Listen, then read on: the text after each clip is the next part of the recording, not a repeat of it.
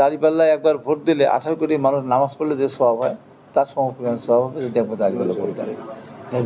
এই যে তারা মুনাফিকি যে কথাবার্তাগুলো বলছে, কথা বলে একটা, কাজ করে আরেকটা। আমি বলবো যে দেশের মানুষ ঐক্যবদ্ধ হয়ে এই স্বাধীনতার বিরোধী শক্তি যাদের এদেশে কোনো ক্ষেত্রে অবদান, না দেশ সৃষ্টির ক্ষেত্রে অবদান আছে, না আছে দেশের মানুষের আন্দোলন সংগ্রামে তার দাবি আদায়ের ক্ষেত্রে অবদান আছে, কোনোটাই নেই। তারা একবার নিজের মতো করেই তারা দেশটা পরিচালনা করতে চায়। এখন আমরা ফ্যাসিস্ট মুক্ত হয়েছে, কিন্তু এখনও কিন্তু আমরা গণতন্ত্র ফিরে পাইনি। আমাদের দায়িত্ব ছিল, কর্তব্য ছিল দেশকে সহজে হাত থেকে মুক্ত করা। তার জন্য আমরা দীর্ঘ 9 বছর একটা আন্দোলন করেছিলাম। আন্দোলনের বাকি অনেকে হারিয়ে গিয়েছিল, দীপালি সাহা, জাফর, জয়নাল, পরবর্তী সময় মহিউদ্দিন, তাজুল ইসলাম, শাহজাহান সিরাজ, নূর হোসেন, জাহিদ, জাহিদ, জিহাদ, তারপর সর্বশেষ ডাক্তার শামসুল আলম খান মিলনের রক্তের মধ্য দিয়েই আমরা স্বৈরাচারকে উৎখাত করতে পেরেছিলাম। তারপরে গণতান্ত্রিক ধারা ফিরে এসেছিল। পরবর্তী সে ধারা কয়েক বছর অব্যাহত ছিল। পরবর্তী সময় গিয়ে সেই ধারাটা আবার আটকে গেল। বিগত 15.5 বছর একটা দল দেশকে একটা ফ্যাসিস্ট রাষ্ট্রে পরিণত করেছিল, একটা ফ্যাসিস্ট শাসনের আওতায় আমরা চলে গিয়েছিলাম। এখন আমরা ফ্যাসিস্ট মুক্ত হয়েছি, কিন্তু একটা নির্বাচন হবে প্রথম বা দ্বিতীয় সপ্তাহের মধ্যে, আমরা সে আশা করছি। কিন্তু ইতিমধ্যেই কিছু রাজনৈতিক দল এমন কিছু কর্মকাণ্ড শুরু করেছে যার পরিপ্রেক্ষিতে নির্বাচনটা হওয়ার ক্ষেত্রে নানান ধরনের সংশয় দেখা দিয়েছে।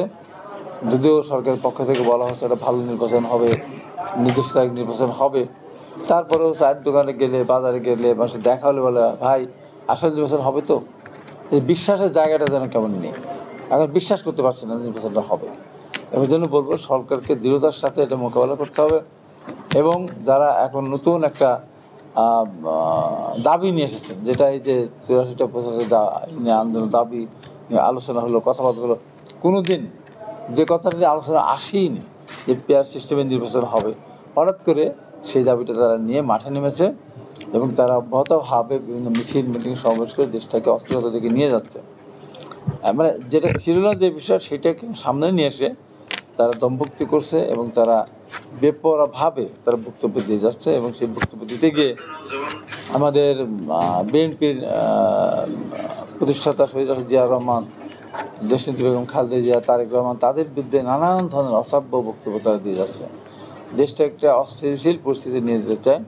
তারা মনে করে যে এই সিস্টেমে নির্বাচন হলে তারা রাষ্ট্রীয় ক্ষমতায় যাওয়ার মতো যে আসন পাওয়ার দরকার সেটা তো পাবেই না, এবং সংসদে তারা খুব কম সংখ্যক আসন নিয়ে সংসদে তাদের যেতে হবে, যে কারণে তারা পেয়ার সিস্টেমে যেতে চায়। এবং সেখানে আনুপাতিক হারে যদি ভোটের আনুপাতিক হারে যদি সংসদ নির্ধারণ হয় তাহলে তারা মনে করছে বেশ কিছু আসন পাবে। এটা দেশের মানুষের জন্য না, দেশের মানুষের দাবির পরিপ্রেক্ষিতে না, বা দেশের ভালোর জন্য না, একবার শুধুমাত্র তাদের নিজেদের ভালোর জন্য, নিজেরা ক্ষমতার কাছাকাছি যাবে, নিজেরা এরা বেশি সংখ্যক আসন পাবে, এই নিয়ে আজকে দেশটাকে অশান্ত করতে চাচ্ছেন।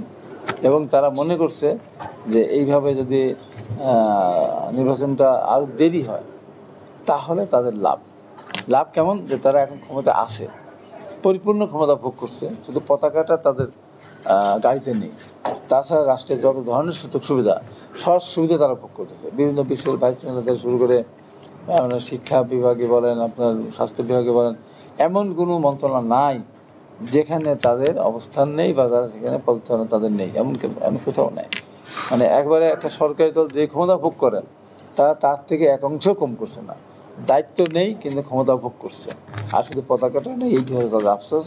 এবং ভবিষ্যতে তারা এই দেশটা পরিচালনা করতে চায় বা শাসন করতে চায়। তারা এই দেশের সৃষ্টির পিছনে যাদের কোনো অবদান নেই, এই দেশের মানুষের দাবি দেওয়ার পক্ষে আন্দোলন করতে গিয়ে তাদের রক্ত ঝরেছে এমন ইতিহাসও নেই। কারণ আমরা 90 সাল পর্যন্ত আন্দোলন করেছিলাম, 82 সাল থেকে 9 বছরের আন্দোলনে একটা লোকও তাদের মারা যায়নি, শহীদ হয়নি, একটা লোক আহত হয়নি। তারা বিকালবেলা হরতাল শেষের দিকে এসে একটা বড় মিছিল করে প্রমাণ করতে যে আমরা আছি, কিন্তু প্রকৃতপক্ষে তারা আন্দোলনে পিকেটিং করতে গিয়ে পুরো ধাক্কাধাক্কিতে আহত হওয়া, মারা যাওয়া, এই ধরনের ঘটনা তাদের নেই। এই যে দীর্ঘ 15.5 বছরে আমরা যে এই ফ্যাসিস্ট সরকারের আমলে নির্যাতিত হলাম, নিপীড়িত হলাম, এখানেও তাদের নেতাদের যে যুদ্ধ অপরাধের দায়ে তাদের যে জেল দিয়েছিল, ফাঁসি দিয়েছিল, তার প্রতিবাদেই তারা শুধু আন্দোলন সংগ্রাম করেছে। কিন্তু দেশের মানুষের জন্য, যেমন ধরেন আপনার বিদ্যুতের দাম বৃদ্ধি, সারের দাম বৃদ্ধি, তেলের দাম বৃদ্ধি, গ্যাসের দাম বৃদ্ধি, তারপর আপনার বিদ্যুৎ লোডশেডিং, বিনা ভোটে নির্বাচন, এই সমস্ত মিলিয়ে যদি আমরা চিন্তা করতে যাই, এই ক্ষেত্রে তাদের কোনো মানুষ আন্দোলন সংগ্রাম করতে মারা যায়নি। আমাদের কিন্তু বিভিন্ন নারায়ণগঞ্জ, মুন্সিগঞ্জ, বিভিন্ন জায়গায় আমাদের দলের লোকজন কিন্তু রাজপথে সরাসরি গুলিবিদ্ধ হয়ে তারা মারা গিয়েছে। তাদের কিন্তু এই ধরনের ঘটনা নেই। অথচ এখন তারা আমাদের কথা বেমালুম অস্বীকারই করতে চায়। তারা বলতে চায় তারাই আন্দোলন সংগ্রাম করেছে, এবং সেই দাবি নিয়েই বা সেই ভাবেই তারা আমাদের সাথে সেই ভাষায় তারা কথা বলতে চাচ্ছে। এই রিপন, তুই কী করছিস এটা? না, আমি প্রথম বুঝি না কেন আমাকে ডেকে নিয়ে আসছে, কেন ডেকে নিয়ে রেখে ডেকে নিয়ে আসছে, ওকে ডেকে নিয়ে যাচ্ছ, তুই বসো না। আমি বলবো যে দেশের মানুষ ঐক্যবদ্ধ হয়ে স্বাধীনতার বিরোধী শক্তি, যাদের এদেশে কোনো ক্ষেত্রে অবদান না, দেশ সৃষ্টির ক্ষেত্রে অবদান আছে, না আছে দেশের মানুষের আন্দোলন সংগ্রামে তার দাবি আদায়ের ক্ষেত্রে অবদান আছে, কোনোটাই নেই। তারা একবার নিজের মতো করেই তারা দেশটা পরিচালনা করতে চায়। এবং তার প্রমাণ হিসেবে বলবো, তারা যে পর্যন্ত তাদের যতগুলি প্রতিষ্ঠান আছে, স্কুল বলেন, বিশ্ববিদ্যালয় বলেন, মেডিকেল কলেজ বলেন, এমনকি কোচিং সেন্টার পর্যন্ত বলেন, ব্যাংক বলেন, কোথাও কোনো দলের একটি লোক নেই, একেবারে 100% ভিতরে 100% তারা নিজেদের লোক দিয়ে সমস্ত পরিচালনা করে। অর্থাৎ এর বাইরে তাদের যে লোকগুলি আছে তারা কিন্তু সব জায়গাতেই আছে। যেমন ব্যাংক এশিয়া বলেন, আপনার ঢাকা ব্যাংক বলেন, সিটি ব্যাংক বলেন, তাদের লোকজন সেখানেও কাজ করে। তাদের ইসলামী ব্যাংক বা তাদের নিয়ন্ত্রণ ব্যাংকে কোথাও একটা মানুষও শিবির করে না, এমন করে সেখানে কিন্তু চাকরি ঢুকতে পারে না। তারা ছাড়া এর বাইরে একটা লোক কোথাও চান্স পাবে না। না পাবে আপনার বিশেষ করে, না পাবে ম্যাজিস্ট্রেট হবে, না পাবে এসপি, না পাবে, কোথাও কারুর কোনো চাকরি হবে না তাদের লোক ছাড়া। তো আমরা কি সেই জায়গায় যাবো? আমরা তো সেই জায়গায় যেতে পারি না। এই জিনিসগুলি মানুষকে বোঝানোর ব্যাপার আছে। আরেকটা জিনিস, তারা এই যে সমস্ত অসভ্যতা করতেছে, যে তাদের একমাত্র জামাত ইসলাম এবং চরমনায় দল যারা না করবে তারা ইমানদার না, তারা ইমান হারা বা তারা কাফের, এই ধরনের তুলনা তারা করতে যাচ্ছে। এবং এটাও বলছে দাঁড়িপাল্লা ভোট দিলে বেহেশতে যাওয়া যাবে। তা আমি তাদের প্রশ্ন, কয়বার দেওয়া লাগবে বলেন? কয়বার দিলে দাঁড়িপাল্লা, কয়বার ভোট দিলে বেহেশতে যাওয়া যাবে, এর গ্যারান্টিটা আপনি দেন? একবার, দুইবার, না তিনবার? এবং তারপরে কেউ বলে যে দাঁড়িপাল্লায় একবার ভোট দিলে 18 কোটি মানুষ নামাজ পড়লে যে স্বভাব হয়, তার সমপরিমাণ স্বভাব হবে যদি একবার দাঁড়িপাল্লা ভোট দেয়। এই যে তারা মুনাফিকি যে কথাবার্তাগুলো বলছে, কথা বলে একটা, কাজ করে আরেকটা। এবং তারা প্রকৃত ইসলামের কোনো কিছুই তাদের মধ্যে নেই, কোনো কিছুই তাদের মধ্যে। নামাজ 5 ওয়াক্ত পড়ে, এটা ঠিক আছে, যখন যাচ্ছে নামাজের সময় তারা যাচ্ছে, তারা নিজেদের স্বার্থের বাইরে কোনো কাজ করে। একটা মানুষ, একজন মুসলমান হোক বা একজন অন্য ধর্মাবলম্বী হোক, মানুষের সেবা করে, মানুষের জন্য কাজ করে। তারা শুধু তাদের মানুষের সেবা করে। তার বাড়ির কাছে যদি একটা অসহায় মানুষ পড়ে থাকে, ক্যান্সারের রোগী, হার্টের রোগী, অ্যাক্সিডেন্ট করে পড়ে থাকে, এমনকি তার নিজের ভাইও যদি হয়ে থাকে, তার খেয়ালও কর, টাকাও না, যদি তার দল লোক না হয়। দল লোক হলে বলে সে যেখানে থাকুক না কেন, 7 সমুদ্র 13 নদীর ওপারে যদি থাকে, তারপর সেখানে তাদের সাহায্য পৌঁছায় যায়। তো এইরকম একটা অবস্থার মধ্যে কিন্তু আমরা অবস্থান করছি।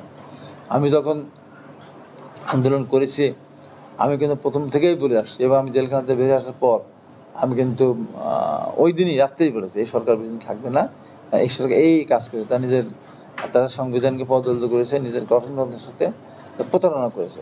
তার আওয়ামী লীগের গঠনতন্ত্র আমি জানি, সব দলেরই এই গঠনতন্ত্রটা লেখা থাকে যে একজনকে প্রতীক দিবে, বাদ বাকি তার নির্বাচন করবে।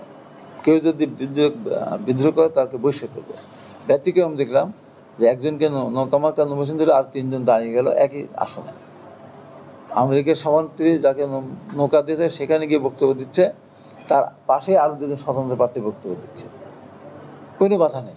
এইটা একটা দলের গঠনতন্ত্রের সাথে প্রতারণা করে, এর চেয়ে প্রতারণা আর হতে পারে না। ওই জন্য আমি প্রথম থেকে বলছি, এই প্রতারণার কারণেই আওয়ামী লীগ বাংলাদেশ থেকে অনেক দিনের জন্য রাজনীতির থেকে দূরে থাকবে। আমি নির্বাচন আগে বারবার বলতাম, 24 সাল নির্বাচনের আগে, যে আওয়ামী লীগ নির্বাচন করতে পারবে না। আর যদি নির্বাচন করেই ফেলে, তাহলে অনেক দিন আওয়ামী লীগকে এই দেশের রাজনীতি থেকে দূরে থাকতে হবে। যে যাক হলো, আমি সেই প্রথম দিন থেকে বলা শুরু করেছিলাম। একটা পর্যায়ে গিয়ে দেশের মানুষের আন্দোলন সংগ্রামের মধ্যে সমস্ত মানুষ যেতে অত্যাচারিত ছিল, নির্যাতিত ছিল, দ্রব্যের ঊর্ধ্বগতি ছিল, ভোটার বিহীন নির্বাচন, গুম খুন, সব কিছুর কারণে মানুষ ঐক্যবদ্ধ হয়েছিল এবং একটা ফ্যাসিস্ট সরকারকে বিদায় দেওয়ার ক্ষেত্রে অনেকগুলো জীবন দিয়ে বিদায় দিয়েছে। এখন সেই জীবন ব্যর্থ হয়ে যাবে, সেই জীবনদান ব্যর্থ হয়ে যাবে, যদি আমরা এখন যা শুরু করেছি আমরা যদি এই কাজগুলি করতে থাকি, আমি পরিষ্কার করে বলতে চাই যে আমরা যদি আমাদের অনৈক্যের কারণে বা কোনো কারণে যদি এই নির্বাচনটা না হয়, তাহলে এই সরকার থাকবে না ক্ষমতায়। তাহলে নতুন একটা সরকার আসবে, কোন ফর্মে আসবে সেটা আমি জানি না। তো এই সরকার থাকবে না, এটা নিশ্চিত করে আমি বলতে পারি। তখন তারা যে আমাদের উপরে এসে অত্যাচার নিপীড়ন করবে না, এর কোনো গ্যারান্টি আছে? আজকে আমরা এই যে জুলাই সনদ নিয়ে কেস করলো না করলো, করার পক্ষে বিপক্ষে অনেক কথা চলছে, কিন্তু কোনো কারণে যদি নির্বাচনটা না হয় আমাদের এই সমস্ত অনৈক্যের কারণে, তারপরে যারা আসবে তারা কি আমাদেরকে রক্ষা করবে? তারা কি আমাদের ছেড়ে দিবে? আর জুলাই এই সনদে আমরা কে স্বাক্ষর করলাম না করলাম কম বেশি আলোচনার মধ্যে দিয়ে আমরা করি।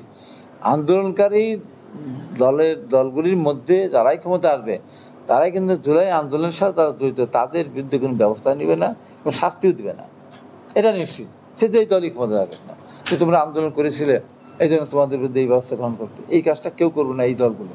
কিন্তু আজ হোক আর কাল হোক, 5 বছর পর হোক 10 বছর পর হোক, আমাদের অনৈক্যের কারণে যাদেরকে আমরা বিদায় করেছি, যে ফ্যাসিস্টকে বিদায় করেছি, কোনো ফর্মে জাতীয় আন্তর্জাতিক ষড়যন্ত্রের মধ্য দিয়ে তারা যদি রাষ্ট্রীয় ক্ষমতা আসে, আমরা কিন্তু কেউ বাঁচবে না, আমরা কিন্তু কেউই রক্ষা পাবো না।